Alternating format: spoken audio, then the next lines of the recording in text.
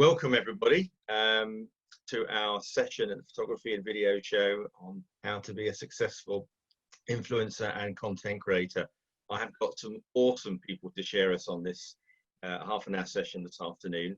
But do feel free to put some questions in the Q&A as you go along. We'll try to cater for some of those if we can, but obviously it's quite a short session anyway. So my name is Gordon Bannister and I'm the Global Head of Influencer Marketing at the Branded Content Marketing Association. What we are is a professional organisation that represents branded content and influencer marketing globally. And I've got four great people to talk a little bit more about the influencer industry. And I thought we'd go live to a photo shoot, which Rebecca's going to tell us a little bit about. She's doing this session during the course of her photo shoot, so I thought it would be really good. So Rebecca, I am indeed. Rebecca Spencer, Yes. tell us a little bit about who you are and what you do. Okay, my name is Rebecca Spencer and I am a fashion, lifestyle, travel influencer and social content creator. I work alongside fashion brands and I also work for fashion influencers weekly to create their content for them. And kind of my job is to make them images as organic and relatable as possible so that, so it feels like their best friend's taking the photo. Thank you, Rebecca. And Latoya Lovell. Lovely to see you this afternoon. So you're a photographer and a videographer. Tell us a little bit more about what you do. So basically I do similar to Rebecca, however I predominantly do videography. I can do photography, but it's not my forte. And I work in the hospitality sector mainly. I also do corporate stuff, so mainly restaurant openings and events, which has been very quiet recently. However, that's what I like to do. But I've just started venturing into doing more still life content because I've adapted because of COVID. So yeah, that's what I do. Great, thank you, Latoya.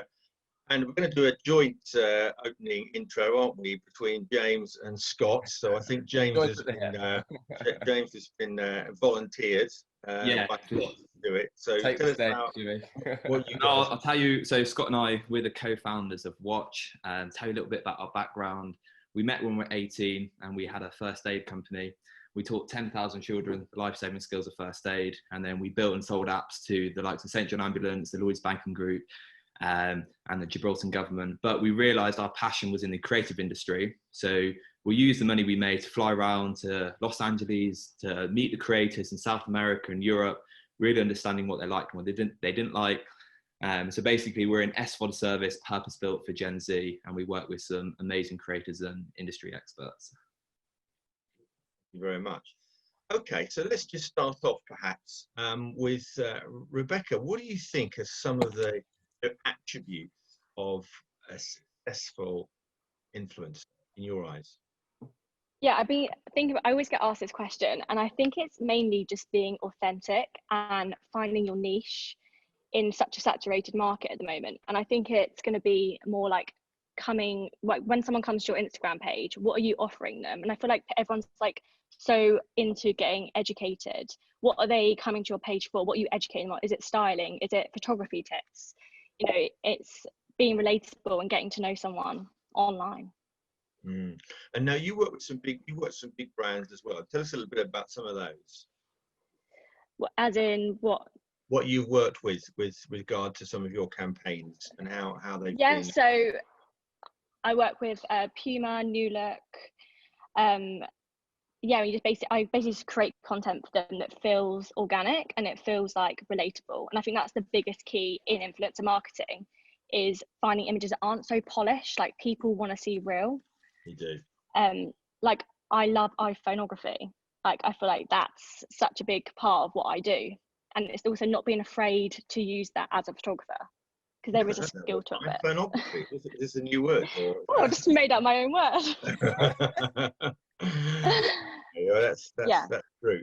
Great. And obviously, Latoya, you reach out to quite a lot within the food sector specifically, but also in fashion as well. When you reach out to brands, what do you think a really good influencer needs to do to capture the attention of brands?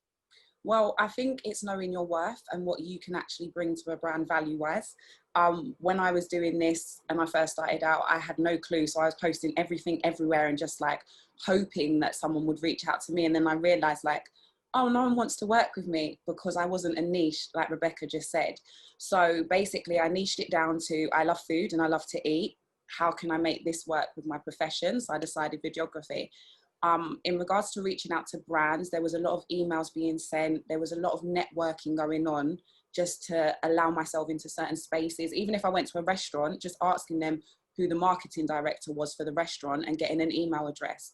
I think one thing that you need to do when you're reaching out to brands is just knowing exactly what you can offer them. I'm a videographer, so I know I can do an edit. I know I can come up with a creative idea. But it's just knowing what value you can bring to them and why they should work with you. Because if you go to a brand and just say, oh, look, I've got all these followers, work with me. Okay, but if you're a hair influencer and you're going to a food brand, why would they want to work with you? So knowing, one, your value, one, what you can offer them, and three, just sticking to your actual lane. If you want to venture outside your lane, figuring out a way to make it work in that industry, to venture out to another industry. But I think the main thing is just knowing your worth and knowing your value, and just coming up with a great pitch as well is a good idea. Yeah. Now, you've given me examples maybe of some of the things that you've reached out. You've been telling me before, when you've approached people, you've got a really positive reaction. Why? What's happened? Why has that been? What have you done? I think it's because, as much as I haven't got a massive following, I'd be classed as I think it's a micro or macro influencer. I don't know, one of them two. The content that I come up with can be quite fun and a little bit different. Like Rebecca said, people like the iPhone photos because they're relatable and stuff like that. With videography, it's a little bit different. And there's loads of videography people online that have inspired me recently to realise that you can do something fun. So even the other day, someone set a challenge where it was like, throw a clock up the wall. So I threw a clock up the wall, but I've reached out to people that have done socks because I love wearing funky socks. In regards to food restaurants and stuff, I actually managed to get myself paid because I do a trade for trade. I.e., I will say, okay, I will come in, do your food photographs and videography. I give them a certain amount that I say they'll get. So like one Instagram video, one YouTube, and say 30 images. So they know exactly what they're going to get from me. And I'll even go as far as to say, okay, you'll get it within this time frame, because everyone loves a deadline as well. But I've worked with restaurants. I've worked with Hankies in Haymarket. I've worked with this PR company called Drury White. They took us to STK, did videography for them there. So it's been really good reaching out to these people, just finding out about events on the either social media websites, and then just sending them an email saying, look, I can offer this to you as a service. This is my fee. Do you want it? And if I'm lucky, they say yes. That's good. So thank you, Latoya.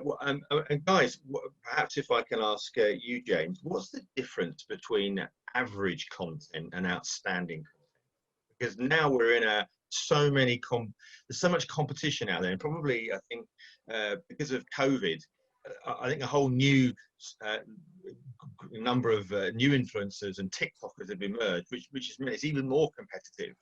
So I think it's as much about the quality of the content that's got to stand out. How do you differentiate between average content and amazing? Really good question. Thanks, Gordon.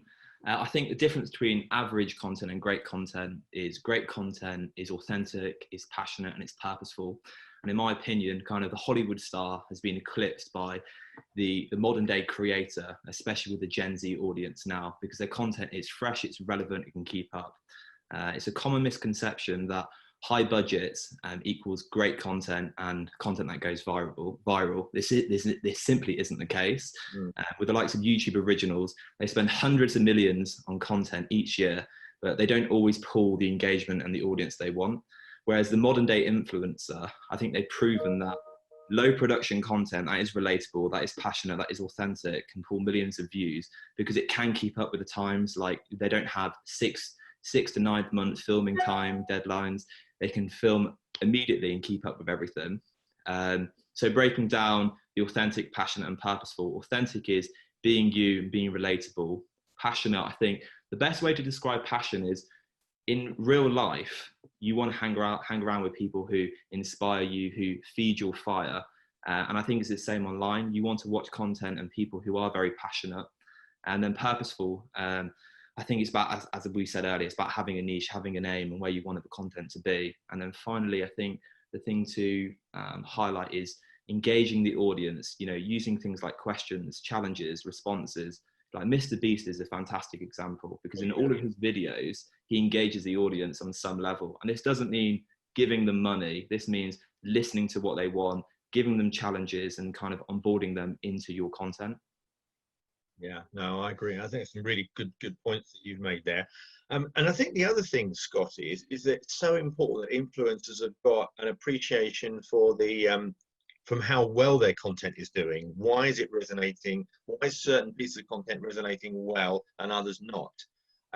So I think, is it fair to say that a good influencer is somebody that's got an eye on the numbers?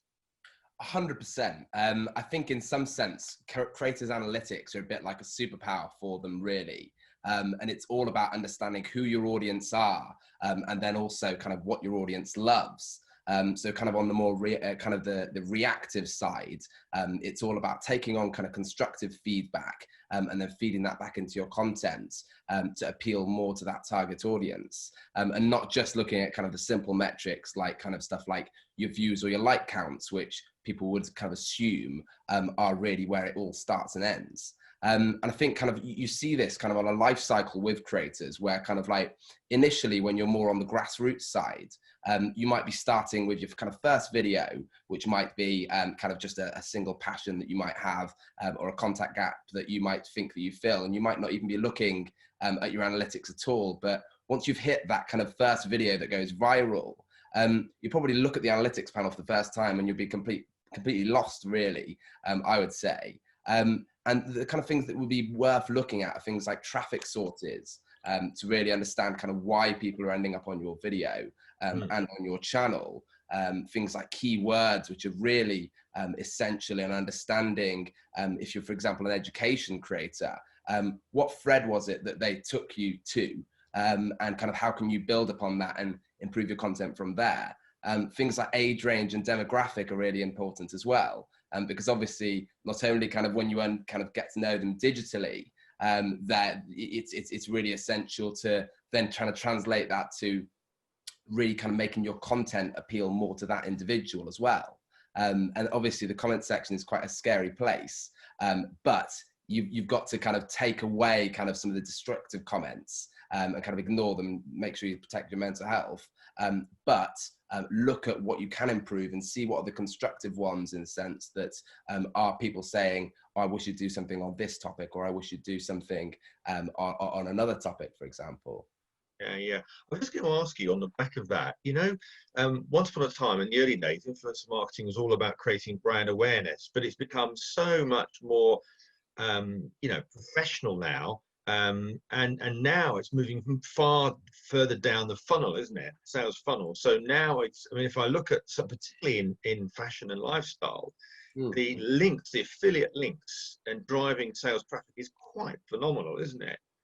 It is, absolutely. And I think there's real opportunity for kind of brands to get involved in content in a much more interesting way as we go along. I mean, you see kind of these examples on Instagram, sometimes of influencers kind of just saying, oh, this is the best fairy liquid bottle I've ever used. Which is kind of like a bit of a low poly way of working. But you could see in the future it being much more like, how when you've got the James Bond films, kind of everyone's always hyped about, oh, what's going to be the car? What's going to be the latest Jag that they're going to use? Things like that. People should be excited about kind of the brand engagements, and kind of how it is mixed into the content. So or the Transformers film, Scott, you always give that example. Which is I do. We have quite a rehearsed pitch on all of this in terms of like, obviously when Transformers, the big robots fall on the big Bud Light truck. Like you can see kind of those types of engagement and touch points with brands are affecting the audience experience, right? Sorry to interrupt. Yeah. No problem at all. Yeah, but I think it needs to be almost like more product placement. That's what works really, really well, rather than they just, here's my product, it looks a little bit now. I think audiences are not wanting to see that sort of sell out imagery. They want to see it almost very much within the content so that it seems seamless. No, that's really, really, really good points that you've made there. So let's look at tools now. What are the tools as an influencer that you would use, whether they be online tools? What are your go-to pieces of kit, Rebecca? As in programs for influencers? Yeah, well, either in terms of software that you use, you know, what Yeah. helped you get the great content? What helped you get the great imagery? What are you, what other little things that I you're think using that really help? now I've definitely noticed a massive thing in the market is presets. They are everywhere. It gives them a style, it gives them an aesthetic. I feel like that's come a massive thing. And there's so many apps now that are so easy to get on your phone. So I use, for example, Color Tone and Tether. They're like my go-to. And that's so easy on your phone. And also, I love the app Unum. I don't know if you've heard of it. It's basically an app where you can basically design your whole feed. I feel like this is like such a good tool for an influencer to really like. So when that person, Say that again. What? It's called Unum. Unum. Okay. Yes. And basically, what I love about it is basically your Instagram, I feel like, is your business card. So when they go on your Instagram, what aesthetic do you want? And also, like going back to earlier, I just wanted to say, like, when you want to, let's say I want to start doing product photography, you need to show that you can shoot product photography on your page. You can't expect to get that job without showing that you can do it. Yeah. So, Yeah. That's helpful. Latoya, what about you? What tools do you use regularly? So I actually use Preview, which is like Unum. So it's basically a layout for your Instagram, so you can see if a picture goes, like if you're following a color scheme or anything like that. And as much, like, I know there's loads of apps for color toning, but I like to stick to Adobe. Adobe is like, my God. So they've got Premiere Pro, which I use for my video editing, but you've also got Premiere Rush, which you can do video editing on the phone. There is an amazing content creator called Karen Cheng who does loads of videos of how to do like fun videos, just film them on your phone, but make them look so effective. And she just uses Premiere Rush. And also I use Lightroom on the iPhone as well for my video editing for color wise. I'm not really I don't really use themes on my Instagram. I'm more like, I have a color tone that I like. So I find it difficult to use presets personally, but I will have like my Lightroom settings that I know I usually take the temperature down, or I do this and that, and that's kind of my thing at the moment. I was just going to ask you, obviously, because we're talking to a photography and video audience, I should just ask you what cameras that you both are using, actually. What is your go-to cameras, Latoya? I've got an 80D and I have access to a 5D Mark IV that I use, but for me, it's not necessarily about the cameras, it's more about the lens. And I use a traditional 35mm, which one of my friends educated me last week on, and was actually like, the traditional cameras from back in the day, they used 35mm films. So like, that is the traditional lens for most cameras, but that's the lens that I actually like to use as well. But yeah, Canon 5D Mark IV, an 80D, and my 35mm lens is my favorite. And just before we go on to the boys, Rebecca, what cameras do you use? I use the 5D Mark IV for like all my campaigns, and then social, I actually use the Olympus pen. Okay. So I feel like you get like an iPhone aesthetic, but then you get the photographer settings. Good, very good. And guys, what about what are the sorts of the apps and tools that you find useful, or that your creators find useful? Shall I go first, Scott? Yeah, sorry, James. Absolutely, yeah. As you know, Gordon, there are many kind of cowboy influencers now, and a really good friend, a good friend of mine, Anthony Richardson, he's the founder of Q83, and basically this is about allowing influencers to be the high-end prestige influencer and making sure that analytics are to the point where the brands want them and there's no kind of bots or fake followers, etc. So it's a platform that allows influencers to automate the sharing of the Instagram business metrics to agency and brands. I think they're a really, really cool platform that's just come out, recently come out from Australia, and definitely one to watch out for. I think influencers use them. And then the other kind of organisation, and to give you a shout out, Gordon, is the BCMA. You do wonderful things with talent where they're not represented by a union. They're often influencers are often treated as commodities and don't know how to deal with huge corporates. And I think the BCMA gives them fantastic legal support and financial support, and it's a kind of a great separate company that does have the best interest of the talent. Thank you very much. I'll pay you later. No worries, Gordon.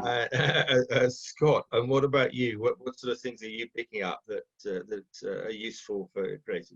Well, I think to be honest, that a lot of the things that I would use have been picked up already. But I don't know whether, obviously, since you mentioned BCMA, I think it is worth mentioning that kind of as we're developing Watch, it is worth kind of discussing that a lot of our analytics and also kind of our creator tools are all around making it so then it's not just kind of like, for example, a sea of numbers on your analytics panel. It is seeing who it is that makes up your audience, who are the actual individuals, and making it so it is a deep relationship that you can actually understand. You can actually see, when did they start becoming a viewer of you, or when did you kind of start to pick up from their kind of content, and that kind of relationship right from the start. And it might be a bit cheap, kind of me talking about Watch a bit, but I think that's quite interesting. And I think, but there's a lot of other platforms are doing that kind of thing in the future at the moment, which I think is quite exciting.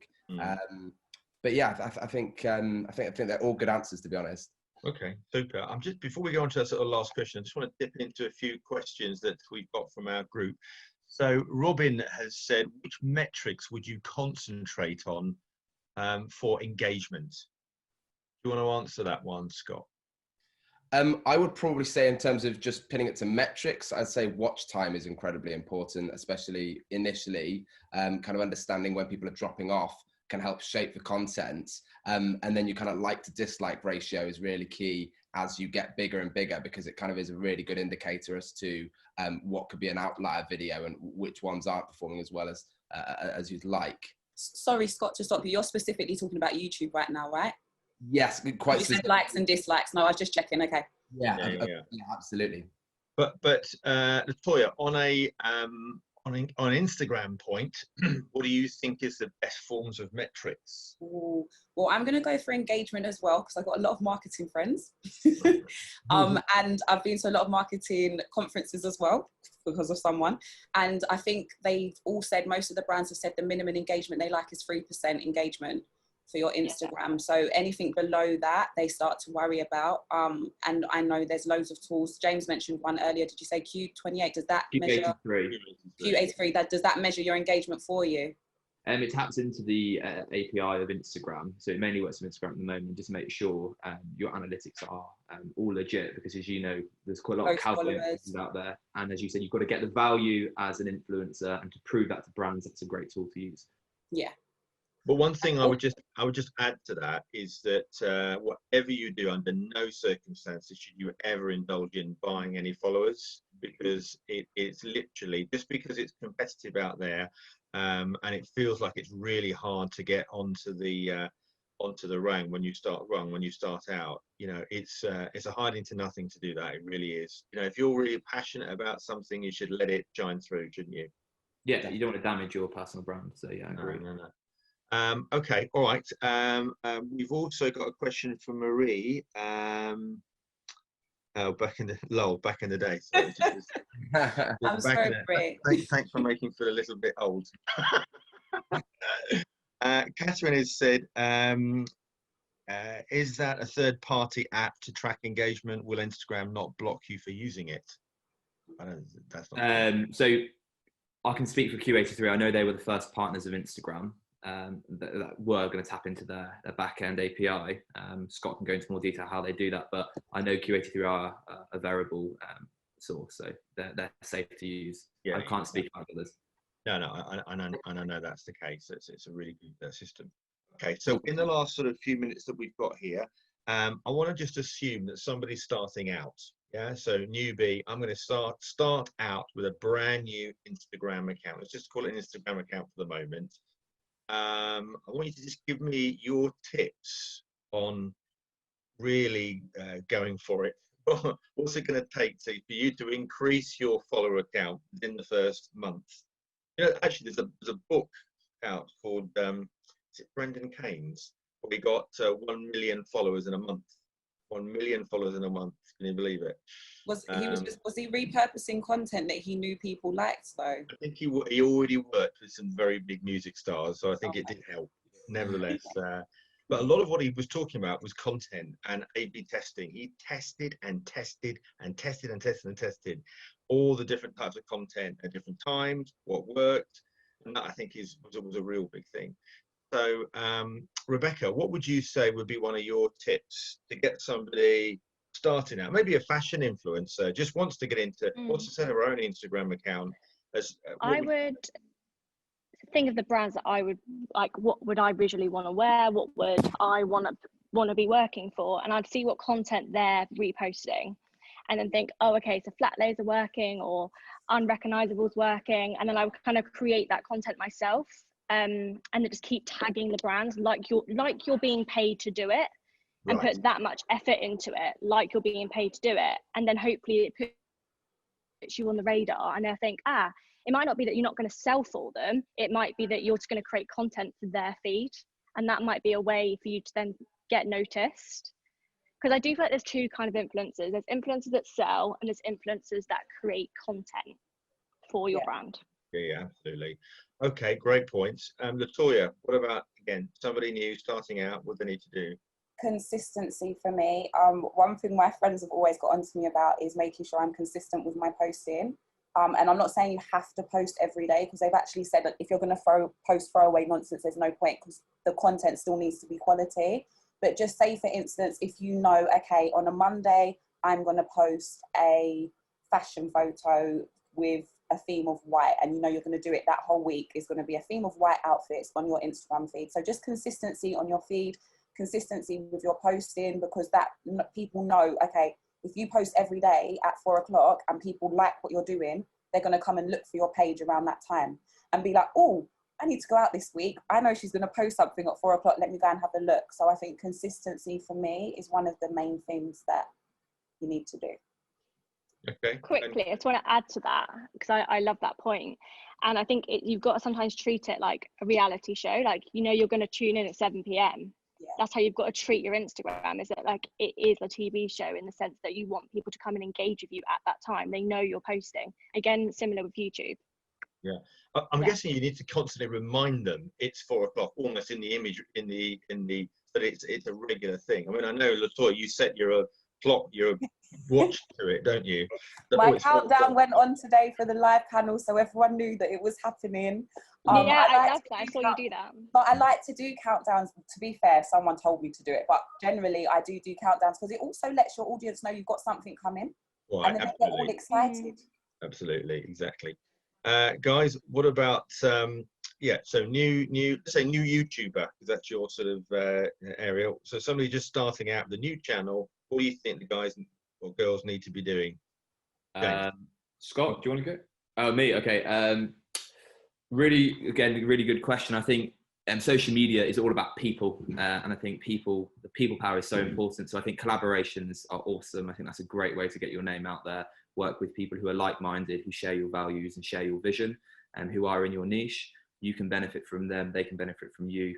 You can learn from them, they can learn from you, and vice versa. You know, I think it's a great way to learn, and I think there's mentorship there, and I think collaborations are the way forward, and I think it's content people really want to watch. Yeah, you literally stole my point. I was going to say, and to add to that, I'd say authenticity and kind of experimentation initially as well, because kind of you do have the kind of creative license, right, when you get started, to try things that kind of are a bit off base when you get a bit bigger as a creator, and kind of look at what trends are doing well and put your own unique spin on it that is authentic to you, and that you think talks to a target audience. Yeah. We've got a couple more minutes, just very quickly. I've got another question or two here. Rachel said, I've been on Instagram for a few years now as a nature photographer. And how do you actually build up followers, even using the tags? And it's harder to boost now, to boost up, yeah. What's the best way to gain followers? Can I offer something for that? Yeah. Without actually looking at your Instagram, Rachel, one thing that I've noticed with a lot of photographers, and I've started doing it, I've actually started a whole brand new videography page over the last month, because like Rebecca said, my Instagram feed was not showing that I was a photographer or videographer. So I've actually separated it out. But one thing I've noticed a lot of photographers do are tagging the actual camera brand, and also put in the settings they're using when they're taking their actual photos, because then that makes you someone that you're giving people information and they want to come to you. Because a reason I follow a lot of them, a reason I follow a lot of them is when I can see that they've taken this photo and it's got this f-stop, or they use this aperture, or they use this shutter speed, and they achieve that perfect photo of a bumblebee. It's like, oh, I'm going to go and do that, but I'll go and do it with, I don't know, a food product instead. But it still is educational for me, even though it's in a different field. So I would say that might help, as well as doing tags. So concentrate on the fact that you are a photographer as well as just what you're focusing on. From Rebecca. Can I also say something as well? Also, show yourself. Like, people engage with the person behind the brand, and even though you're a photographer, you also need to show who that photographer is and who's going to turn up to their photo shoot. And I think it's so important. And I notice for me personally, my biggest engagement is me when I do these things that I call the hashtag RS camera selfies, which is basically just pictures of me and my camera. But people engage with it because then they feel like they are seeing you, and it's hard as a photographer not to take it personal when you don't get loads of followers and you don't get loads of engagement, because it might be that the day you're posting something, someone might not engage with that person as much as the person you posted last week. So it's just also, just don't get disheartened with stuff like that, and just show up on your Instagram stories especially. Yeah. Okay, guys. Right, we've finished our time slot, actually. I know we've had one or two other questions. So for anybody that's still online, wants to follow up with Rebecca, Latoya, Scott or James, then please do. If they're all on Instagram, they're all on YouTube. Or if you want to connect with me at the BCMA, it's gglenister@thebcma.info. So thank you so much for watching us this afternoon, and for those that are watching us on catch up afterwards, have a lovely afternoon, and thanks very much to all my panelists.